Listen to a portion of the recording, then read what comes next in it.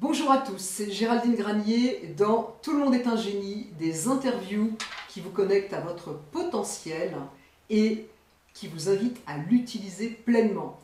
Alors, aujourd'hui, j'ai fait des centaines de kilomètres et je suis en Suisse, plus exactement à Zurich, et je suis en compagnie d'un homme qui a un parcours vraiment atypique, un parcours exceptionnel. Vous allez donc découvrir tout ça. Je suis aujourd'hui avec Étienne Journeau.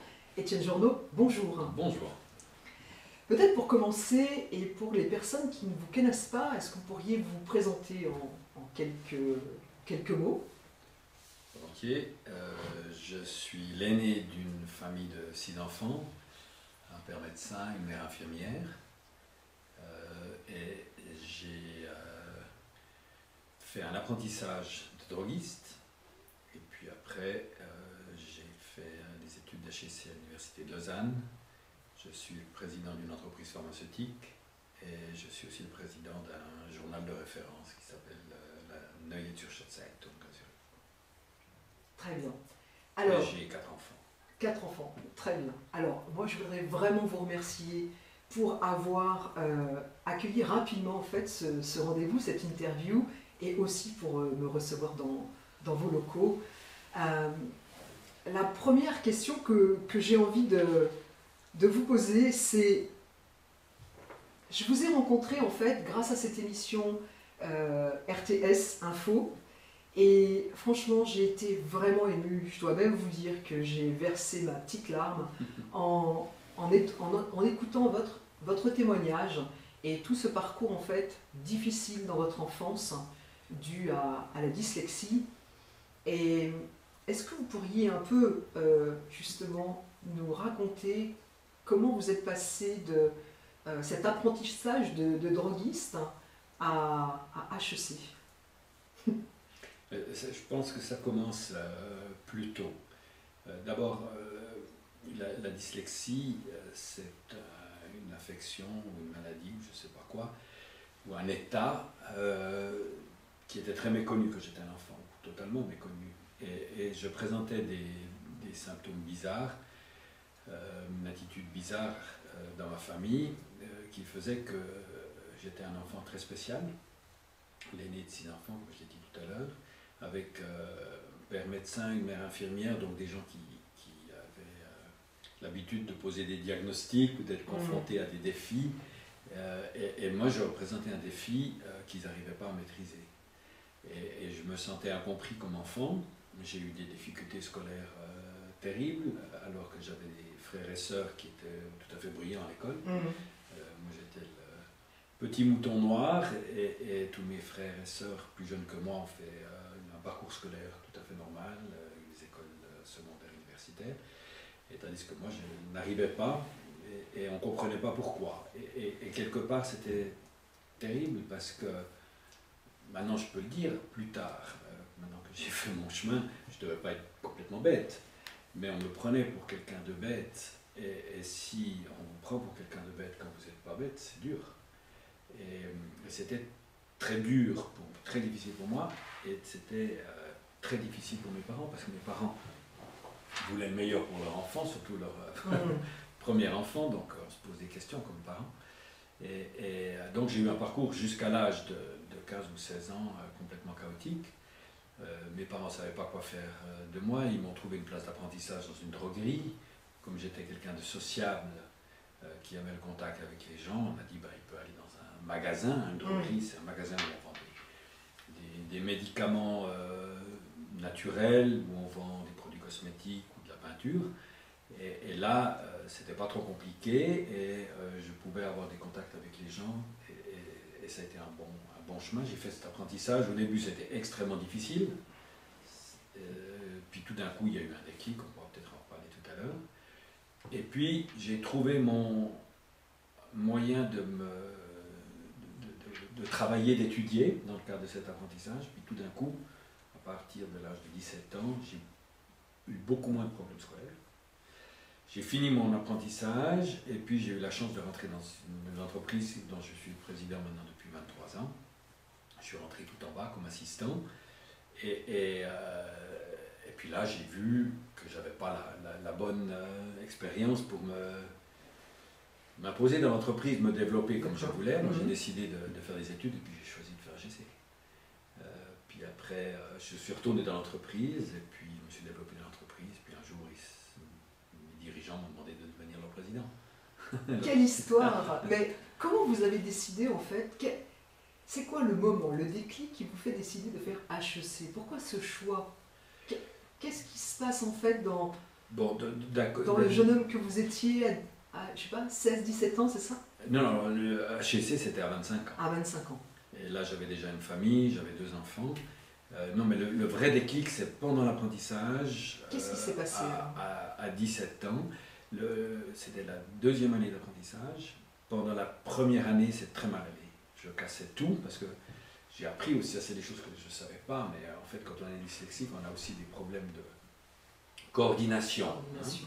Et on coordine mal les idées là-haut, mais aussi les mains, notamment les pieds, les jambes. Et tout ce que je touche, je casse.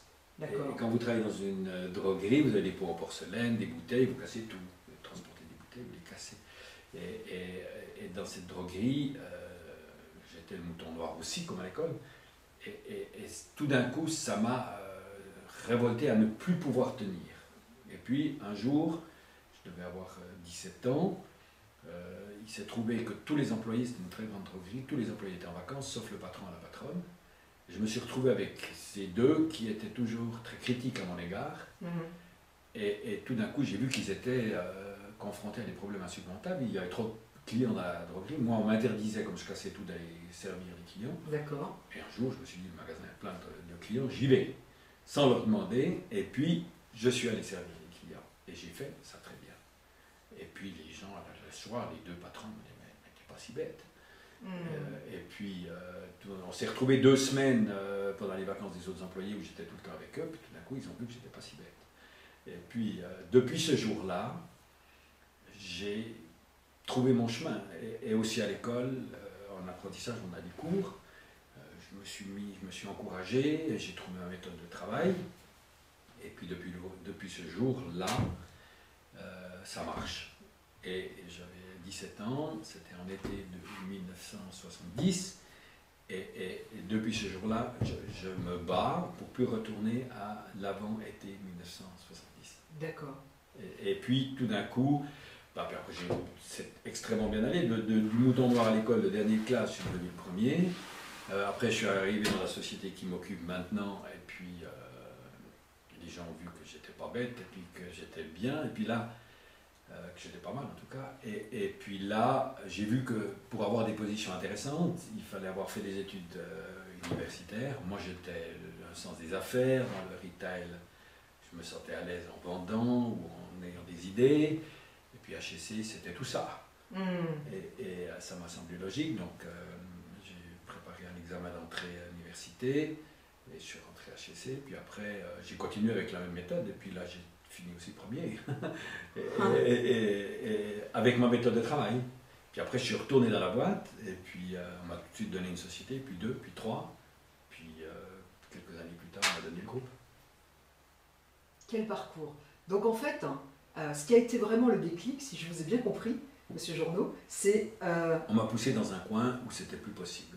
C'est ça. Et tout d'un coup, je me suis révolté parce que je ne voulais plus me laisser écraser ou ridiculiser ou critiquer. À un moment, ça va, mais en plus, cet apprentissage, il n'avait pas lieu dans ma ville. Il était dans une autre ville où il fallait aller tous les jours en train. J'étais tout seul. Dans la ville où je suis né, j'avais mon père qui était une des personnes les plus connues de la ville, donc j'étais toujours un peu protégé à ces journaux. Tandis que dans cette ville où on parlait une autre langue, c'était à Bienne, on parlait l'allemand, j'étais nobody, j'étais personne, donc j'ai dû tout d'un coup me débrouiller tout seul parce que c'était une question de survie. De survie. Survie, le mot est un peu fort, oui, mais c'était exister ou pas exister. C'est que quand on vous demandait tout le temps, vous comprenez, moi, je me rappelle d'un exemple, je me promenais avec 3 bouteilles dans le magasin, j'avais 3 bouteilles dans la main, le patron me regarde et dit, si tu les casses, tu les payes. Qu'est-ce que j'ai fait? J'ai laissé tomber. Mais quand ça vous arrive, c'est horrible, non? C'est terrible. Puis, vous les laissez tomber, mais je n'ai pas fait exprès de les laisser tomber. J'étais complètement déstabilisé par mon patron qui me disait, tu les laisses tomber, tu les payes. Mais ça devant les clients. Wow. Et quand vous êtes à un moment donné humilié pareillement, Ouais. C'est plus possible. Ouais. C'est comme quand l'eau, tout d'un coup, elle est là, vous êtes obligé de nager. C'est ça. Et puis c'est ça qui a été mon déclic. Et puis j'ai plus jamais voulu arrêter de me battre. Et je me bats le matin jusqu'au soir. Même actuellement? Même maintenant. D'accord. Parce que je veux plus retourner avant été 1970. D'accord, d'accord. Donc ça a été vraiment un déclic très fort. Vous vous êtes rendu compte que vous passiez très bien en fait auprès de la clientèle, que vous aviez même une certaine façon en fait pour vendre ou pour accueillir les personnes et échanger avec eux. Ouais. J'avais d'autres qualités et puis après j'ai pu me réaliser. D'accord. Vraiment c'est... Vous voyez, quand je vous explique ça, je ressens encore les émotions comme... Ouais. Je le ressens en fait. Ouais, je le ressens. Et ça fait aussi partie c'est ça qui est de ce cerveau, de cette dyslexie en fait. C'est cette ultra-sensibilité qui peut être un atout et qui peut aussi être... Moi je pense que j'ai fait de tous ces faiblesses des atouts. Je sais que je suis très émotionnel. Et en fait, un patron qui est émotionnel, c'est aussi un patron qui est respecté et qui montre ses émotions, que ce n'est pas un froid manager. Et quand vous êtes émotionnel et que vous montrez vos émotions, vous arrivez aussi à motiver les gens. Et puis après, si vous avez un dyslexique, c'est aussi quelqu'un qui tique différemment, qui marche différemment, qui a des idées que les autres n'ont pas, qui travaille différemment. Et puis, vous arrivez avec l'émotion à prendre des gens avec vous. Peut-être, en tout cas pour moi c'est comme ça. C'est comme ça. Il y a des tas de choses que je ne sais pas faire, par contre il y a 2-3 choses que je sais faire et j'arrive à prendre des gens avec, à les convaincre d'un projet et puis ça marche. Et quand on a de la dyslexie, en tout cas moi on a un problème de fixer les idées, vous n'arrivez pas à mémoriser certains mots, vous n'arrivez pas à mémoriser certaines choses. Donc, par contre on a des qualités que les autres n'ont pas, c'est-à-dire de problèmes très complexes, on arrive à en faire des choses toutes simples. Donc comme moi j'arrive pas à tout mémoriser, j'arrive pas à enregistrer tous les noms, par exemple mes frères et sœurs, je mélange toujours leurs noms, je sais très bien qui ils sont, mes enfants, je mélange les noms, tout le monde rigole quand je parle, on n'arrive pas à mettre au bon moment le bon tac-tac, le bon mot à la bonne personne, le bon nom à la bonne personne. Alors on développe une autre faculté qui est de simplifier des problèmes complexes. Et puis, en ayant simplifié les choses, après c'est plus facile à communiquer.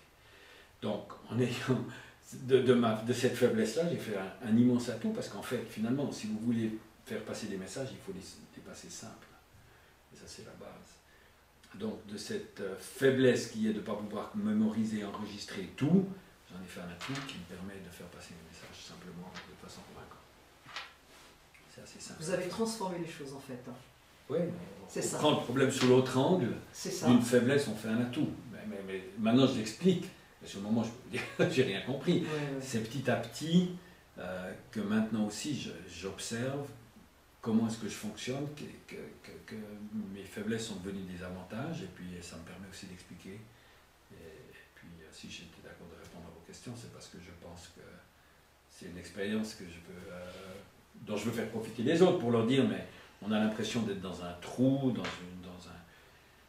une impossibilité, mais il y a toujours un espoir, on peut s'en sortir. En tout cas, avec moi, ce que j'avais comme handicap, mais je sais que la situation n'est pas la même pour tout le monde. En tout cas, pour moi, c'était possible. Donc en fait, si je vous comprends bien, si vous parlez aussi ouvertement, aussi facilement de la dyslexie, c'est pour permettre en fait à d'autres personnes, parce que ça reste encore un sujet très tabou, et donc c'est pour permettre à d'autres personnes de pouvoir se dire, ok, j'ai des talents, ils sont peut-être cachés, et je dois aller me découvrir en fait, et faire en fait, si je vous ai bien compris, de vos problèmes, de vos difficultés, de les transformer, de les retourner et d'en faire des forces. Et puis c'est aussi, comme je vous disais tout à l'heure, moi je me bats tous les jours, je me réveille, je suis en permanence un battant, parce que je ne veux plus retourner à l'avant 1970. Et aussi le fait de répondre à vos questions, c'est aussi un moyen de travailler ça et de me sortir de ça ou d'avancer, de faire quelque chose de positif. Et je vois que c'est quelque chose de positif. Et ça m'aide aussi, moi, dans mon job. Et je sens qu'aujourd'hui, je suis beaucoup plus performant que j'étais il y a 5 ans, il y a 10 ans, il y a 40 ans. Parce qu'à force de comprendre ce qui se passe, et j'ai aussi un neveu qui a la même chose, et quand j'entends l'histoire de ce neveu, ça me bouleverse chaque fois, parce que je repense à tout ça. C'est comme si c'était encore présent, en fait, quelque part. Ouais. Ouais. Mais vous savez, et je pense que nos auditeurs, il y en a qui sont confrontés à ça. Quand vous êtes des parents, vous voulez le meilleur pour vos enfants, et quand vous avez un enfant qui est comme ça, ben, vous essayez par tous les moyens de trouver une solution.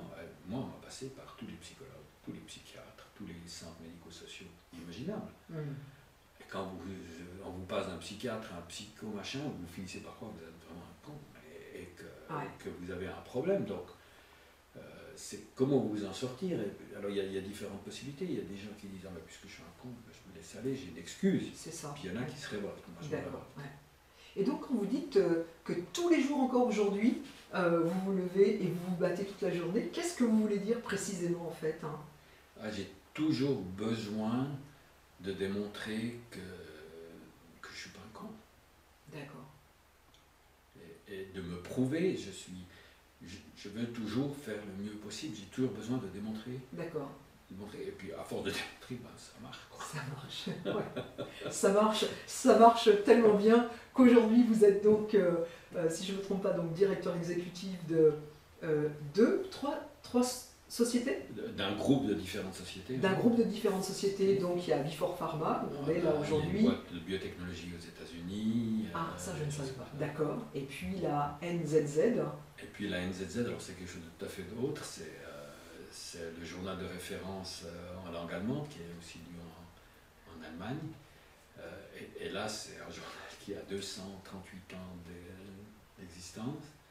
Et je suis le premier président qui n'a pas de langue allemande. Et oui. Et en plus, je parle l'allemand comme un handicapé. Non, je parle mal l'allemand. Hein, je parle l'allemand, je me fais comprendre en allemand, mais je fais plein de fautes. Et quand je rencontre des éditeurs allemands, ils se disent mais que c'est cet outil qui ne sait même pas notre langue. Alors, ça c'est intéressant, parce qu'un dyslexique, si je peux m'exprimer ainsi, qui dirige un journal, déjà c'est une grande victoire. Et en plus, un journal qui n'est pas dans votre langue maternelle, c'est fascinant. Hein.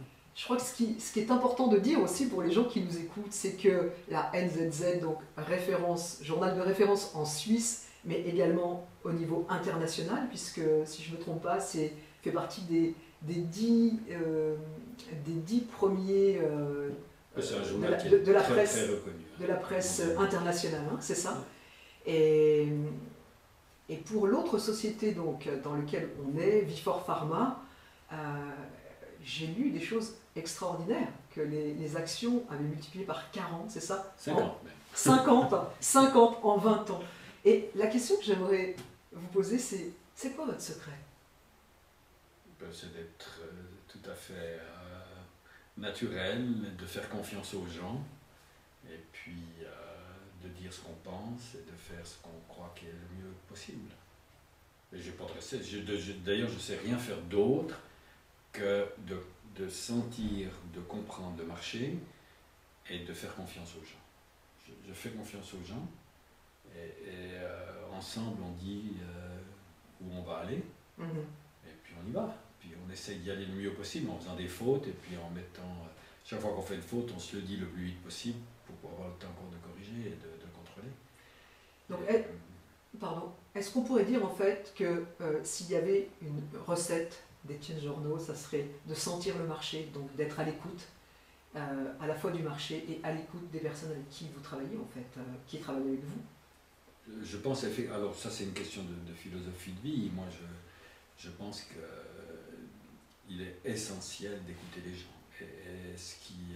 maintenant je parle parce que c'est le jeu de l'interview, vous m'avez posé des questions, mais la plupart de mon temps je le passe à écouter. À écouter. Et des fois je me dis mais je suis vraiment un con que j'arrive rien à dire là, mais j'écoute. D'accord. mais pourquoi est-ce que je fais ça? D'abord parce que ça m'intéresse véritablement, Je pense que les gens ont quelque chose à dire et je pense que moi je ne sais pas grand-chose. Et en fait, il y a quelque chose d'autre. Je suis toujours impressionné par les gens qui parlent tout le temps. Et vous savez très bien comment ça se passe. Je pense qu'en France, vous avez beaucoup d'exemples comme ça, de gens qui n'arrêtent pas de parler et qui savent absolument tout. Et finalement, ces gens, c'est des gens qui ne s'enrichissent pas. Parce que si vous parlez tout le temps, vous n'apprenez rien. D'accord? Absolument, oui. Donc, si vous écoutez, c'est une richesse parce que vous profitez des autres. C'est ça. Et ça, j'ai compris. Et je pense que ça, c'est ma qualité. C'est que j'écoute les gens et je suis convaincu qu'ils savent plus que moi et que je peux apprendre d'eux. Ces gens qui savent tout, qui n'arrêtent pas de parler, c'est des gens pauvres. Ils ont peut-être acquis quelque chose, mais ils n'écoutent pas les autres et ils ne s'enrichissent pas. Ils ont acquis des choses et en fait ils restent sur ces acquis-là. Et vraiment, vous me posez quel est mon secret, mais je pense que ma chance, c'est que j'ai compris que je ne savais rien ou pas grand-chose et que j'ai besoin des autres. Et qu'ensemble, on aura du succès. Du reste, les valeurs de notre groupe, c'est entrepreneur, c'est teamwork et c'est respect. Seulement avec de l'entrepreneurship, tout seul, vous n'arrivez rien à faire. Vous avez besoin des autres, vous avez besoin d'expertise, donc il faut travailler en équipe, teamwork. Et si vous travaillez en équipe, vous êtes obligé de respecter les gens. Donc le respect est aussi important que l'entrepreneurship et aussi important que le travail en équipe. C'est les trois valeurs de notre groupe. Et c'est aussi la manière dont j'essaye de vivre. Voilà. Est-ce qu'on pourrait dire en fait que vous transformez les sociétés comme vous vous êtes transformé vous-même? Oui, c'est un peu prétentieux ça. Mais nous étions, que je suis le président, on était une boîte de logistique et on a créé l'une des deux plus profitables chaînes de pharmacie d'Europe. Et puis une boîte de biotechnologie qui est aujourd'hui la boîte qui a le PI, c'est-à-dire le ratio cours bénéfice par action le plus élevé d'Europe ou du monde. On a un PI supérieur à 100 actuellement. Ça veut dire quoi? Ça veut dire qu'on est une entreprise qui a beaucoup de promesses, qui a un gros potentiel. Et ça, on a créé ensemble avec des gens à partir de presque rien. Seulement avec de l'entrepreneurship et des compétences et en mettant des gens ensemble et puis en essayant de développer des idées et de les concrétiser. C'est ça, c'est vraiment comme une transformation en fait. Ah oui, c'est clair, c'est une transformation, mais on ne peut pas dire que je transforme mon métier, c'est de transformer des sociétés parce que j'en ai transformé une en deux entreprises avec mes gens, avec mon équipe. Ouais. C'est ce qu'on essaie de faire dans ce cas précis. Mais ça serait prétentieux de dire ça d'une manière générale parce qu'on ne peut pas me refiler n'importe quelle boîte et je ne vais pas la transformer avec succès. Oui, je comprends ce que vous voulez dire, mais peut-être le fait d'avoir vécu tout ce que vous avez vécu et d'être parti là où vous êtes parti, je reprends vos mots dans l'interview précédente que j'avais vue, c'était « on me prenait vraiment pour un con ». Donc peut-être que toute cette transformation qui se passe à l'intérieur de vous, possible, en tant qu'être humain, permet un autre regard, une autre écoute, comme vous disiez, pour pouvoir justement avancer et avancer différemment. Je pense que les dyslexiques, on doit fonctionner différemment. Et puis si on utilise cette manière de travailler différente, dans un sens positif, en essayant de considérer que c'est une chance et pas un problème, ben, on arrive à en faire un atout. Parce que si tout le monde est la même chose, on ne peut pas avoir du succès. C'est aussi un peu ce que j'explique, il faut être différent. Aussi à mes enfants, je leur dis, il faut être différent. Et du reste, ils rigolent chaque fois que je leur dis ça, mais il faut véritablement être différent, parce que si vous êtes comme tout le monde, vous n'allez pas vous singulariser, vous n'allez pas exister concrètement. Et une entreprise, elle doit être différente si elle veut s'imposer sur son marché. Donc c'est un peu ça, c'est essayer de vivre en tant qu'entreprise, aussi ce que j'essaie de vivre, ce que je dois vivre personnellement, ou ce que je vis personnellement. Est-ce que qu'est-ce que vous pourriez, en fait, pour des jeunes aujourd'hui qui sont dans des difficultés que vous avez connues et dont vous avez vraiment une grande mémoire encore aujourd'hui, Étienne Journeau, et des jeunes qui doutent, qui se demandent si eux, ils ne sont pas aussi des cons, si... voilà, ils se retrouvent face à des personnes qui ne leur font pas confiance et qui sont vraiment dans quelque chose de difficile. Qu'est-ce que vous pourriez... Qu'est-ce que vous auriez envie, en fait, de leur dire pour les motiver, pour effectivement qu'ils puissent, comme vous venez de dire, s'accepter comme ils sont et de pouvoir, en fait, s'épanouir? Ce que je peux dire maintenant, quand j'étais au fond du trou, je ne savais pas, mais je suis profondément convaincu que, comme je dis, tout est possible. Tout est possible. Et même des choses incroyables, même de diriger un journal en langue allemande sans savoir vraiment parfaitement l'allemand. C'est complètement incroyable, ça. Et c'est possible. Ou de diriger une entreprise pharmaceutique sans avoir jamais travaillé dans une entreprise pharmaceutique. Et de devenir le leader mondial de la thérapie de l'insuffisance ferrique, au niveau mondial numéro 1. Et ça c'est possible. Donc il faut savoir qu'il y a des solutions au problème. Et puis je dirais, quand tout apparaît être noir, il y a toujours dans le ciel, quand on voit des nuages partout, il y a toujours un endroit où il y a un petit peu moins de nuages. Et puis derrière cet endroit où il y a un peu de lumière, mais il y a du soleil. Et puis il faut savoir que le soleil reviendra. Il faut y croire.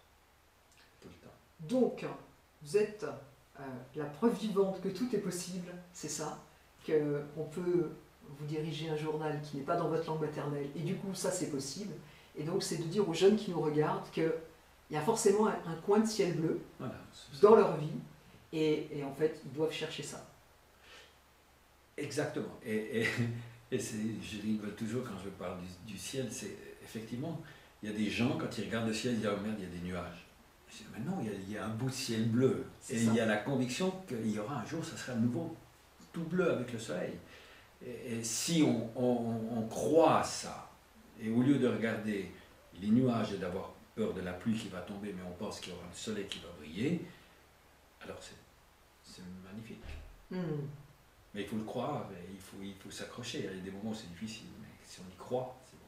Ça veut dire un peu changer son regard sur la situation, essayer de trouver un autre angle, c'est ça, si on prend cette image du ciel. Il ne faut pas se laisser abattre. Il ne faut pas se laisser abattre. Et quand on vous humilie, on vous dit que vous êtes bête, ou bien qu'on vous déstabilise, on vous affaiblit, il faut se révolter, il ne faut pas accepter. Il ne faut pas devenir violent, mais il faut prendre soi-même, se prendre soi-même en main et se battre et s'encourager, puis se dire c'est possible, ça va aller, ça va aller. Moi, ce neveu, il faisait des dictées avec 20, 30 fautes. Le matin, il se levait à 6 h du matin pour préparer sa dictée à 10 ans. Et au lieu de faire 20 fautes, il en faisait 15. Et le prof lui disait, mais t'es bête. Jusqu'au jour où son père allait voir le prof, il a dit, mais vous vous rendez compte? Et puis après, le prof a dit, ah mais c'est incroyable. Et puis il l'a encouragé. Et ce gars, maintenant, il est dirigeant dans une entreprise pharmaceutique. Dirigeant. Il a 30 ans ou 32 ans, il est dans une grande entreprise et il commence à devenir dirigeant, il monte dans la structure. C'est absolument incroyable, il a maîtrisé ses problèmes. C'est fantastique. Il suit votre chemin en fait. Bon, il fait son chemin, et il va faire beaucoup mieux que moi, c'est formidable. C'est intéressant de voir que donc, on peut partir en fait avec vraiment de la difficulté bien plus que la moyenne, et puis s'accrocher, c'est ça, trouver des méthodes de travail différentes, et en fait passer et arriver dans ce ciel bleu en fait, où là, tout est possible. Tout est possible. Justement par rapport à aujourd'hui, donc vous êtes dirigeant. Est-ce que vous pourriez expliquer en fait aux jeunes qui nous regardent, c'est quoi exactement le rôle d'être dirigeant et quelles sont les qualités pour peut-être faire naître des vocations et des jeunes qui vont nous regarder, qui se disent ok, je sais peut-être pas très bien écrire, mais peut-être ça va les inspirer en fait. Bon, je ne peux absolument pas donner des conseils aux gens de ce qu'ils doivent faire et je ne peux pas dire aux gens, à d'autres personnes ou à des jeunes comment un dirigeant est. Moi, ce que je peux dire, ce que je fais moi, moi je dois décider, je dois fixer des priorités, décider, motiver les gens, expliquer où on va. Ça, c'est le genre de choses que je fais.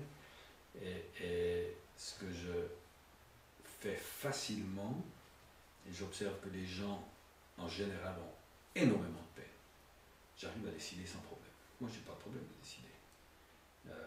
J'écoute à gauche, à droite, je prends des avis, j'écoute beaucoup, et puis tout d'un coup, je décide. Et le fait de décider, c'est quelque chose qu'un dirigeant doit faire. Et un bon dirigeant est quelqu'un qui sait décider le plus rapidement possible, avec le moins d'informations possible, et avec le moins de fautes possible. Et un mauvais dirigeant, c'est quelqu'un qui ne décide pas ou trop peu, avec beaucoup de fautes, et en demandant tellement d'informations qu'il paralyse toute son organisation. Et ça, c'est le grand défi des grands groupes qui ne sont pas dynamiques, c'est qu'ils font des études et des études et des études et des études, et ils renvoient à des comités, ils demandent à des experts et à des experts, puis finalement ils renvoient la décision parce qu'ils n'ont pas assez d'informations. C'est un peu une caricature, mais ça c'est le grand problème. Et un entrepreneur, c'est quelqu'un qui décide juste ou le moins souvent possible faux, avec un minimum d'informations. Pourquoi un minimum d'informations? Parce que si vous allez, et ça c'est le feeling, si vous devez faire trop d'études, vous perdez du temps et ça vous coûte cher. C'est ça. Et un bon entrepreneur, c'est quelqu'un qui arrive avec de l'intuition à trouver rapidement la bonne solution, ou en écoutant des bonnes personnes. C'est pour ça que c'est jamais une personne, c'est toujours une équipe.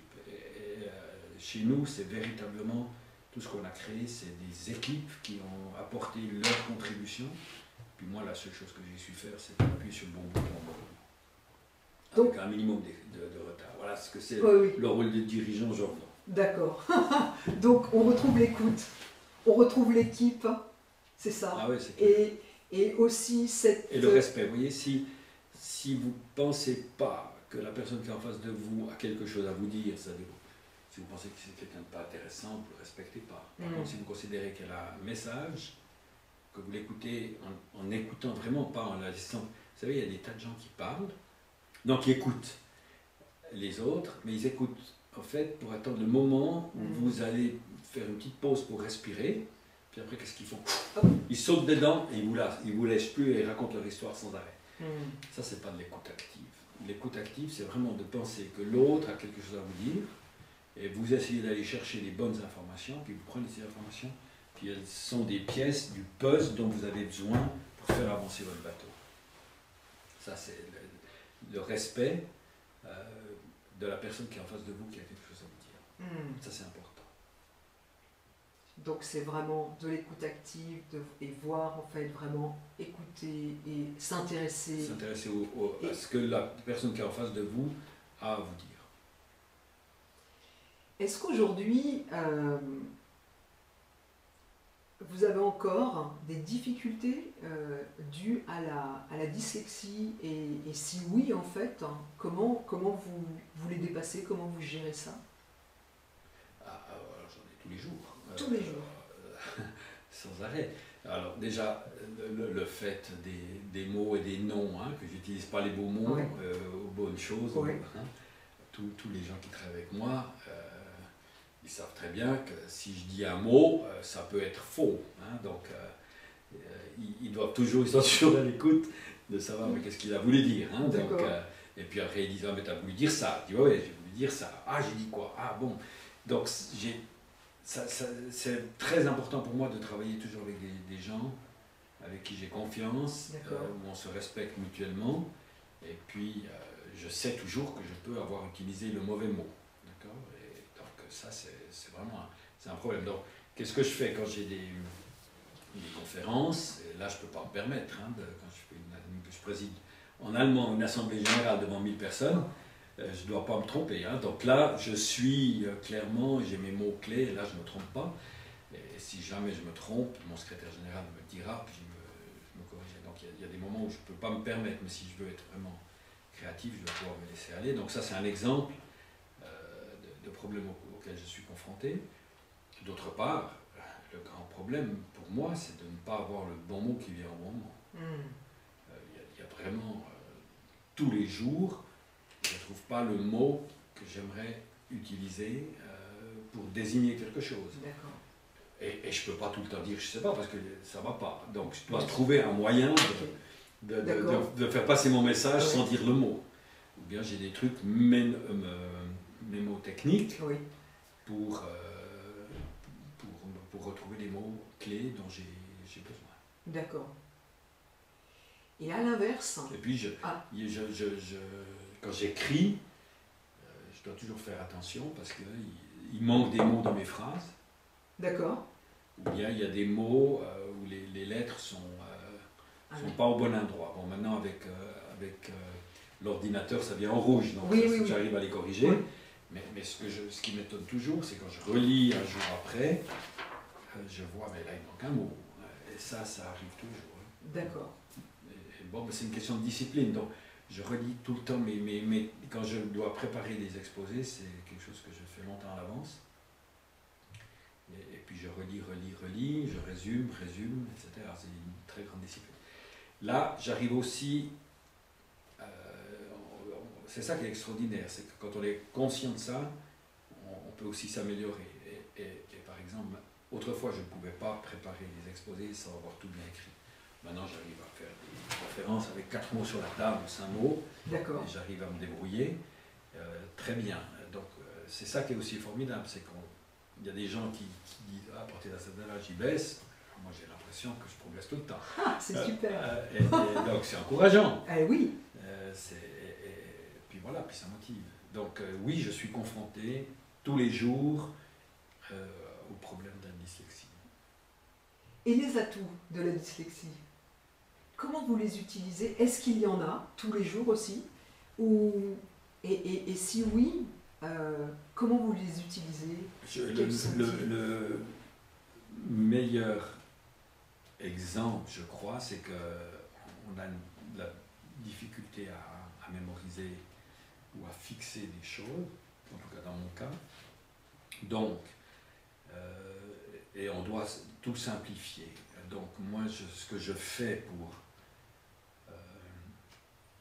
enregistrer les choses, j'écris énormément.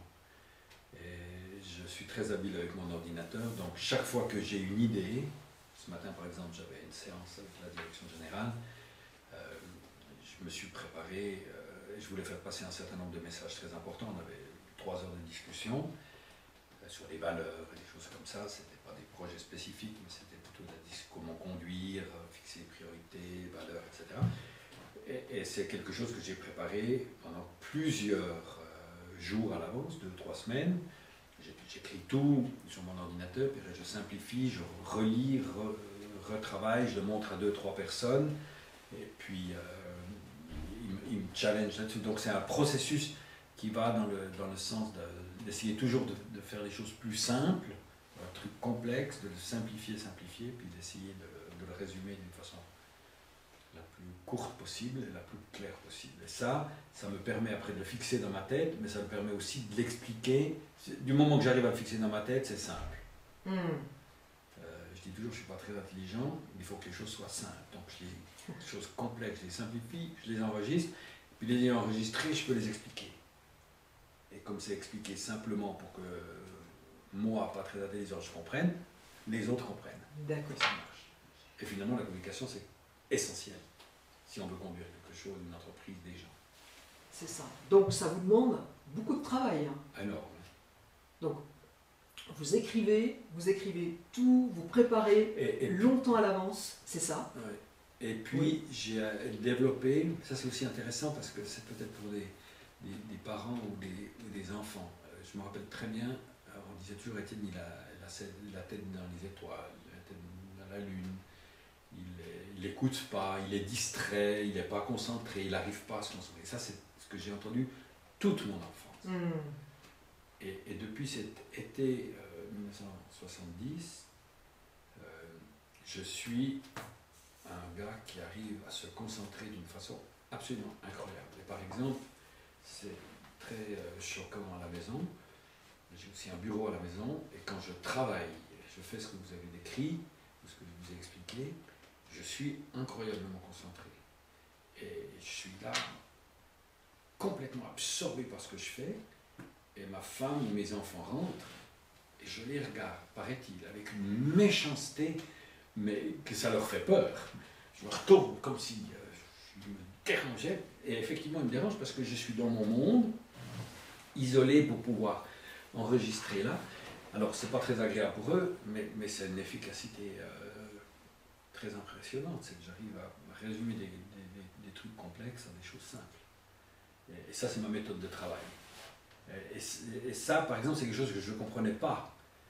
Et en m'observant et en expliquant ce que je vis, j'arrive à comprendre. Ah, mais si je suis comme ça insupportable quand quelqu'un vient me déranger, c'est à cause de cette hyper concentration pour gérer ce problème.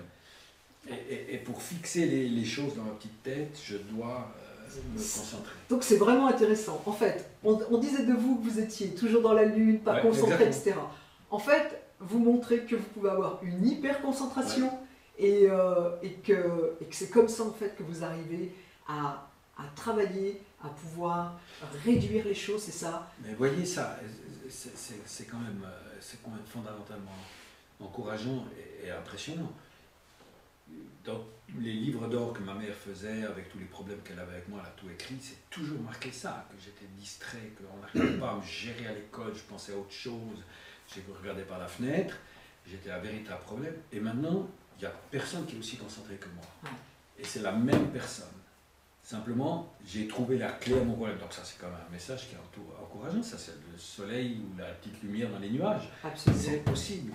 Ça veut dire, en fait, quand je vous entends, Étienne Journeau, ça veut dire que c'est vraiment important pour les jeunes qui nous écoutent et les moins jeunes, qu'il ne faut vraiment pas croire ce qui est dit de l'extérieur, en fait, quelque part. De l'extérieur, qu'est-ce qu'on dit? C'est-à-dire que... la reproche qu'on fait de ne pas être... c'était quand même un fait que j'étais distrait, parce que j'étais la tête dans les étoiles, dans la lune, j'écoutais pas le prof, la maîtresse, ou je sais pas quoi, parce que j'avais pas trouvé la solution à mon problème. Le jour, cet été 1970, j'ai trouvé la solution, et depuis lors, je sais me concentrer, et arrivant à me concentrer, j'arrive à gérer mon problème. Donc, chacun doit arriver à trouver, doit être convaincu qu'il y a une clé au problème. Et quand vous avez trouvé la clé, ben c'est magnifique. Ça, c'est vraiment intéressant. Il y a une clé au problème, et peut-être qu'il y a une clé pour chaque problème. Donc, c'est aller chercher la clé. Pour terminer, on arrive à la fin de cet entretien. Qu'est-ce qui fait, en fait, que vous avez si rapidement accueilli cette interview, Étienne Journeau? Ça m'est arrivé déjà à 2 ou 3 reprises dans des interviews de parler de dyslexie quand la journaliste arrivait à des sujets assez personnels, et chaque fois que ça a été signalé dans l'article, dans l'interview à la radio ou à la télévision, ça a tout de suite provoqué des réactions, des gens m'ont contacté. Donc j'ai vu que, en fait, ce que j'avais vécu qui était tellement terrible pour moi, c'était aussi un encouragement pour d'autres personnes. Et c'est vraiment très bouleversant pour moi, très touchant de voir qu'il y a des gens, que mon expérience peut être utile à d'autres personnes. Donc quand vous m'avez écrit et vous m'avez dit que vous voulez me rencontrer, j'ai dit à mon assistant, prenez rendez-vous. D'accord. Pour moi, c'est normal de trouver 1h30 ou 2 heures pour pouvoir partager avec vous ça. Je vous remercie beaucoup parce que dans cette interview, je sais qu'il y a plein de pépites et que les gens qui nous regardent, qui vont regarder cette interview, vont pouvoir vraiment reprendre confiance en eux, pouvoir chercher les clés, regarder le bout de ciel bleu, et même s'il est tout petit.